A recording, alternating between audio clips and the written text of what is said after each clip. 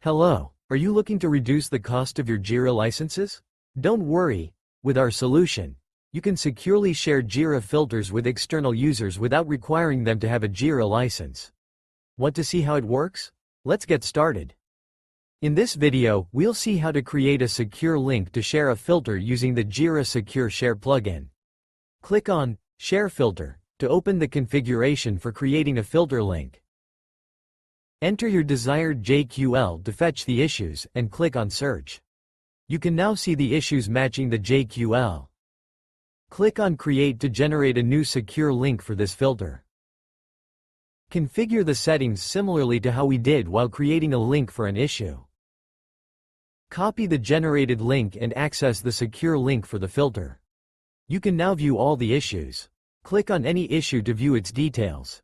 The issue is now accessible, and you can view its details.